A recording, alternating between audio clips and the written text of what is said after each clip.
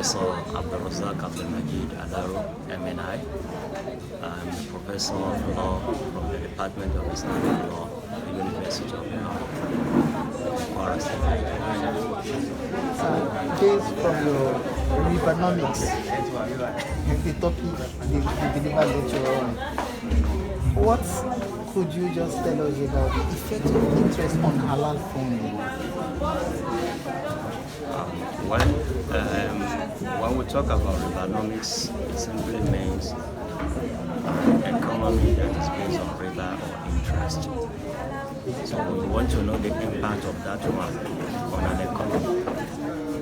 You can see that in two different perspectives. One is that it is only in this economy that is based on riba that you can separate your gain from your loss, which will be lost to a party. Meaning that a party will be allowed. There is a structure that will be put in place to allow one party to continue to gain, to derive benefit always, and will be shielded completely from being liable to any form of loss or disadvantage. The other perspective to see the impact of this, and this one has to do with even is a larger picture of the effect of riba-based economy on any system in the world. Is that it is also the same system that will allow you to separate between financing and the risk sector of the economy. You know, the two are in need of one another. That is the truth. You cannot have a strong economy without a strong banking system to support it. But you must be careful not to allow your financing, which is primarily done by banks, to outgrow your risk sector of the economy. If you allow that, it will create a lot of problems for you. And we've seen instances of that in the past, during the global recession of 2007, 2008. And even up till today, when you allow financing or the banking sector to outgrow the risk sector of the economy. Now, what does Islamic banking, what is actually different from the way Islam organizes its own banking is to look into these two areas. It tells you, fine, you are allowed to derive a benefit when you trade, when you go into any business. But there shouldn't be an instance where you will be shielded completely from being liable to loss, if there is any. It's not mandatory that you must lose, but you must not transfer this always to one party that will be continuously at the receiving end of losses and disadvantages. The other one, as stated in the Hadith of the Prophet, that when you are to exchange currencies with one another, or currencies with commodities, you must make sure that the two counter values are present. If you uphold that principle, it wouldn't have led the whole world to what we witnessed in 2008. One single market, derivative market, grew to becoming $600 trillion worth. Meanwhile, the entire GDP of the whole world then was just $60 trillion.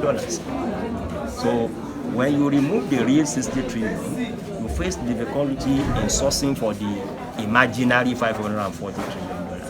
And that creates a lot of difficulties in any economy.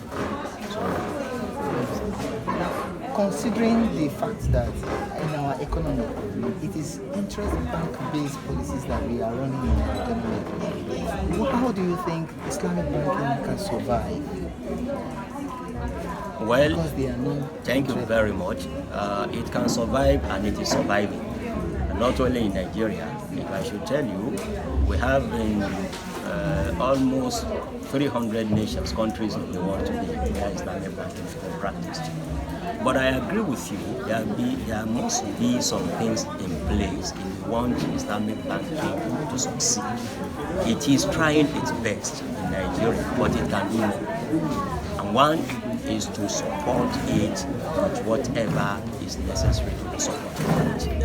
In terms of regulation, in terms of taxation, in terms of awareness creation for people to realize that this is a different form of banking that will have its own peculiarities.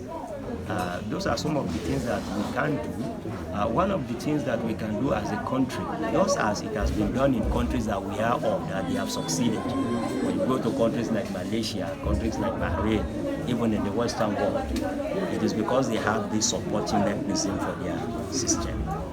One of those things that we must do is to look at the educational support for the system. When you talk about Islamic banking, it rests on a particular law, and that law is Islamic law. In the Western world today, in the Eastern world, we have professors of Islamic banking and finance. We have chairs, professorial chairs of Islamic banking in the UK, in the US, and all over the place. I have not seen that in this country. That is part of what we can do to support if we want to and want the system to succeed. And its success is good for the country. We don't need to put all our eggs in one single basket. Let us explore the opportunities that abound in this system. If not, what is the business of UK, for example, in adopting Islamic banking, in issuing sukuk as a product of Islamic banking? We know that Britain or UK is a predominantly Christian country, but they have seen it, they have seen the benefit. So I think this is what I have to say. Thank you so much, sir. Islamic finance has been on the rise, and it started out with asset management companies, right? And this grew into issuing sukuk, and this grew into the first Islamic bank in Nigeria, right? So a lot of awareness is currently being done for people to know that we now have Islamic industry. We even have Islamic insurance, we have Islamic pension, right? So there's a whole industry, not just banking, that is out there. So all you need to do now, Google is your friend. I don't want to market anyone, that's why I'm not saying Google is your friend. If you Google the Nigerian industry, the Nigerian Islamic finance industry, you'll find that you have the asset management companies, you have Lotus Capital, you have Marble Capital, you have even ARM pensions have asset management, Islamic pensions. Sorry, ARM. Are you going to edit that? Don't worry. Alright, so the Islamic finance industry is very large now. You have Islamic asset managers, you have Lotus Capital, Marble Capital, you have asset managers, ARM asset managers, they also have Islamic finance programs. Even Islamic asset managers have Islamic finance programs. Then you have the banks, you have Lotus Bank, you have Jais Bank, you have Taj Bank. Sterling Bank now has the alternative bank. So we're growing and growing. You have Takaful is Islamic insurance. You have North Takaful, you have Alaro Takaful, you have Jais Takaful, you have Salam Takaful. So there's no excuse anymore, right? And then for pension, for a number of years, a lot of us have to have a pension in interest-bearing pension or conventional pension houses. But now, with the advent of PENCOM creating the Fund 6, Fund 6 is non-interest pensions. You can now transfer your pensions into non-interest activities. So the industry is really growing, and there's really no excuse. Just walk into any organization, tell them what you require, and they'll be content. But most of the people that would like to invest in your company, in this non-interest banking, they would like, how do they make profit? Such that they use it to run the bank and everything. So, yes. So what Islam prohibited is interest, but trading is allowed. What does that mean? It means that so there are three ways you can make profits in Islamic finance. You can make profit from trading. For example, you approach a bank, I want to buy a generator for my business. The bank will ask, okay, where are you buying it from? Where is the invoice? How long will it take you to pay? What's the cost? What the bank can do, they can buy the generator and sell it back to you at a profit. You understand? That profit can now be shared with the person that invested in the person. You understand? So they make it. So for example, you buy a generator for, I don't want to give any because things have changed so much, and you add a profit on it and you sell it back to the person, and they pay back over time. Another way you can make profit is by leasing. So in this case, instead of selling the generator back, you lease it back to the person. They pay their rentals, and then you share it with whoever gave you funds. The third way of making money is through profit sharing. So in this case, people put their monies together, they do a business, and they share it. bank, or that they contribute money with the bank and they share the profits. Or the bank helps them. Okay, so there are different parts. I don't want to go technical. I don't want to go technical. Okay, fine. So what I described, the first one I described, which is you want to buy a generator. Maybe the generator is 10 million. You buy a generator for the client and you say, okay, I'll sell it back to you as 11 million. So that 1 million is the profit to share with the customer. And it's paid back over time. That's called as cost plus. Right? The leasing option I mentioned, which is instead of selling back to the customer, you lease it to the customer, it pays back over time. That's called Hajia, that's leasing. Then the one of the profit sharing is called Musharaka, whereby one party has money, two parties have money, one party has money, one party has expertise. And they come together and do business, they share the profits in any way they like, but the profits has to be shared according to the funds that they put together.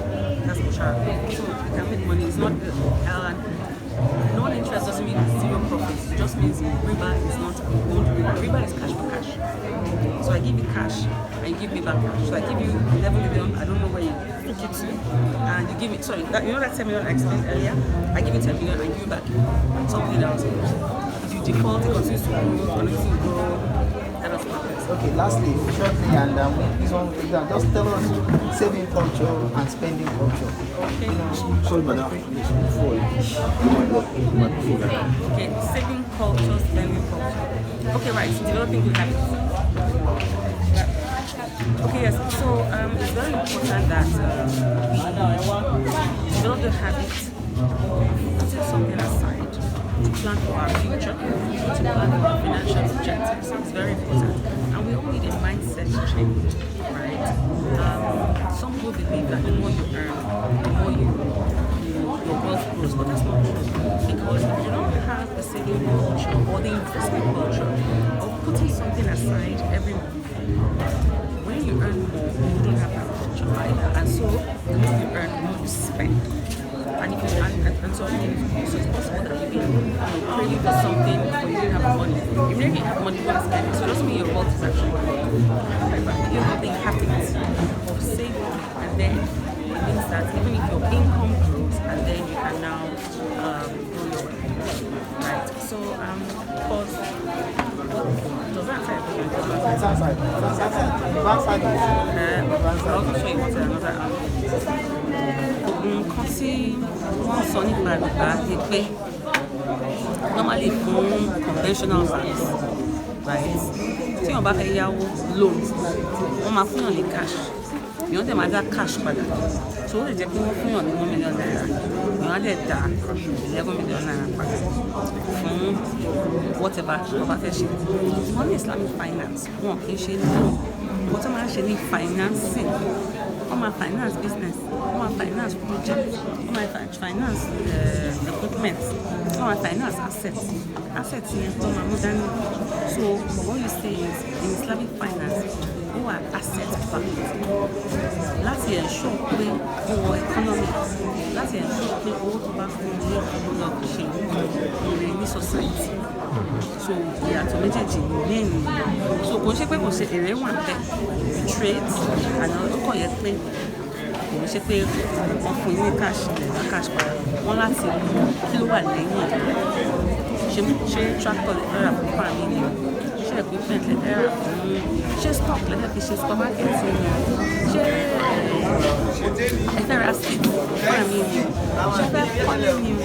Ṣé fẹ́ kọ́ business kí lè fẹ́ fún wọ́n dẹ̀ máa structure around the assets and around the cash flow ṣe máa ṣe. Dárúkọ yín fún àwọn. Orúkọ mi ni Toyin Kekere, CEO Lotus Financial Services. Assalamu alaikum.